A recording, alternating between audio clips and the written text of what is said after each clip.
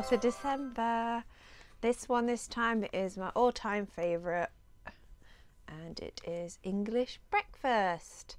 Now this one is the first one out of all the others on my calendar so far where you just infuse it for just 3 minutes, when with the other ones I've had to infuse them for 15 minutes. So it says you can have it completely black or just with a little bit of milk. So with mine I've put a little dash of milk, and away we go. I'm going to definitely enjoy this one.